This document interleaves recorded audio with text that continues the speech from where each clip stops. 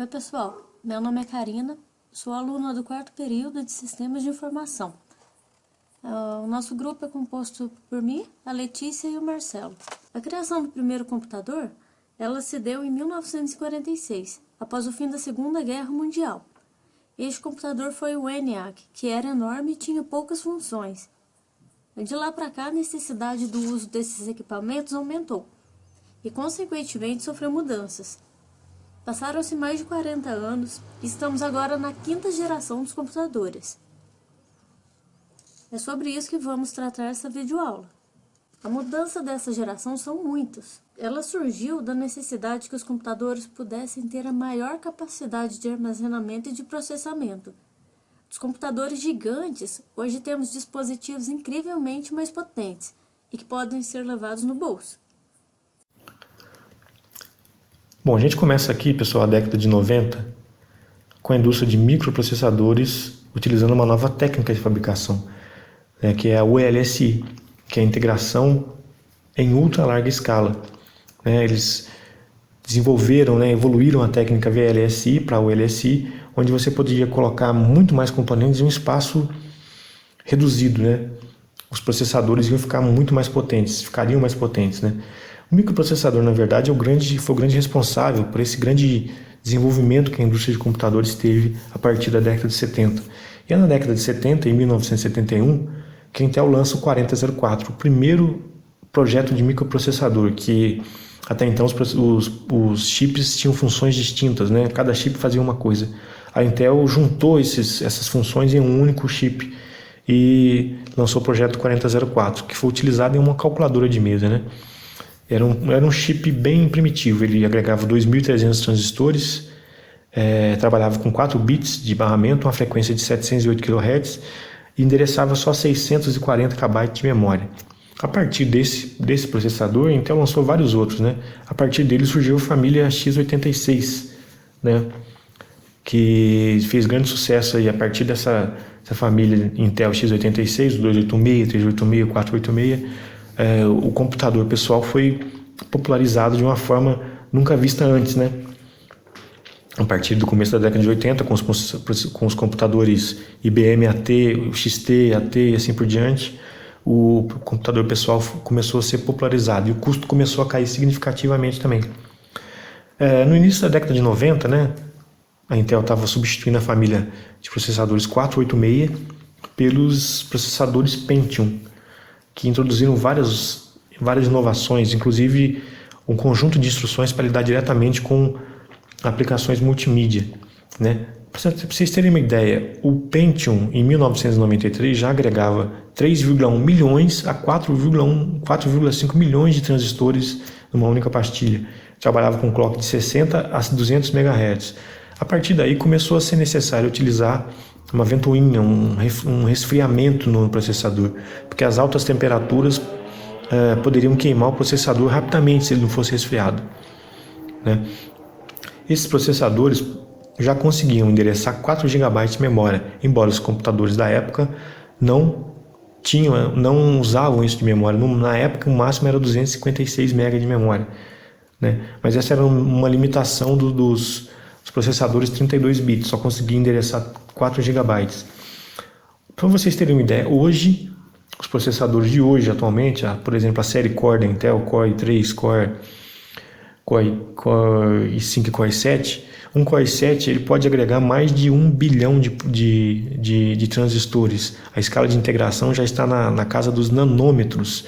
No 4004 era na escala dos micrômetros, ou seja, já diminuiu 1000 vezes aí o tamanho dos componentes que são agregados ali no computador, no processador, perdão. E a tendência é evoluir cada vez mais, com novos materiais sendo descobertos, como o grafeno, que vem a substituir o silício na fabricação. A tendência é diminuir mais. Vai chegar a um limite, mas eu acho que a indústria ainda tem fôlego para levar isso aí a um novo patamar, ainda com a adoção de novos materiais na fabricação aí dos processadores. Além da mudança no processamento, outro grande destaque, e talvez o maior desta época, foi o surgimento das memórias DIMM. Esses tipos de memória possuem contatos em ambos os lados do módulo, o que justifica seu nome, que em português significa módulo de memória com dupla linha de contato. Esses módulos DIMM eliminaram a necessidade de usar 2 ou 4 módulos para formar um banco de memória, e com isso se desenvolveu a tecnologia Dual Channel, que é o acesso simultâneo dos 2 módulos de memória, que melhora o desempenho da máquina, principalmente nas máquinas que possuem placas de vídeo on-board. Existem 5 formatos de memória DIMM. Os mais antigos são os módulos de memória SDR, que eram utilizados até há poucos anos. Em seguida, temos os módulos de memória DDR, os módulos DDR2, os DDR3 e o mais recente, os módulos DDR4. A diferença entre os módulos de memória é a quantidade de pinos de contato, que são os responsáveis pela velocidade de comunicação. No caso das memórias DDR, como dá para ver aí no slide, cada uma delas tem o chanfro, que é esse cortezinho na memória, em um lugar diferente. Isso é uma das formas que permite a identificação da memória quando você está com ela fisicamente. Nessa geração, também surgiu a primeira placa de vídeo OGP, os slots PCI e o PCI Express. O barramento PCI surgiu em 1992 e ele já veio com inovações como o suporte ao plug and play e bus mastering nativos e simplificou a sua pinagem, e ele abandonou o padrão ISA e deixou tudo mais simples. O suporte ao plug and play é um destaque nesse barramento, pois antigamente era muito complicada a tarefa de fazer um periférico novo rodar. O bus mastering é um sistema avançado de acesso direto à memória. Esse sistema permite que os HDs, as placas de vídeo ou outros periféricos leiam e gravem dados diretamente na memória, deixando o processador livre. O PCI opera nativamente a 33 MHz, o que resulta em uma taxa de transmissão teórica de 133 MB por segundo. Porém, assim como em outros barramentos, a frequência do PCI está ligada diretamente à frequência de operação da placa-mãe. Ou seja, quando eu faço um overclock ou um underclock, a frequência do PCI também acaba sendo alterada. Conforme a frequência das placas foi subindo, divisores cada vez maiores começaram a ser utilizados para manter o PCI operando na sua frequência original. Assim como seus sucessores, esse barramento começou a se tornar lento com relação a outros componentes da máquina e começou a ser substituído. Aí surgiu o barramento AGP. E embora esse barramento AGP seja muito mais recente que o PCI e tenha sido muito utilizado, é uma tecnologia que hoje está caindo em desuso. A ideia do AGP era ser um barramento rápido e feito sob medida para o uso de placas 3D de alto desempenho. Foi finalizado em 1996 e demorou um pouco para se popularizar, porque nessa época ainda não era preciso um barramento mais rápido. E ele foi pouco usado também, porque em 1998, só 2 anos depois, surgiu o padrão AGP 2X, que é a sua versão melhorada. Uma das maiores vantagens desse modelo com relação ao PCI é que o barramento AGP é reservado unicamente para a placa de vídeo, enquanto a velocidade do barramento PCI é compartilhada por todas as placas instaladas. Apesar do barramento AGP ter vindo para desafogar o PCI de vários problemas, assumindo para si o controle da placa de vídeo, e ele também permitiu o surgimento das placas de vídeo 3D, as coisas continuaram a mudar. Vários componentes passaram a ter o próprio barramento para comunicação com o chipset, como as interfaces IDE ou SATA. Porém, mesmo assim, o PCI ainda é muito lento para algumas aplicações e caro para os fabricantes. Depois de várias tentativas e vários estudos, surgiu o PCI Express, ou também conhecido como PCIe, que tem pouco em comum com os antecessores dele. Uma das características principais do PCIe é que ele é um barramento ponto a ponto, ou seja, cada periférico tem um canal exclusivo para se comunicar com o chipset. E ele também é um barramento serial e não um barramento paralelo como o PCI. A diferença é que antigamente, para criar um barramento mais rápido, era preciso adicionar mais trilhas, o que aumentava o custo da placa e criava problemas de sincronismo e de ruído eletromagnético. Existem 4 tipos de slot PCIe, que vão do 1x ao 16x.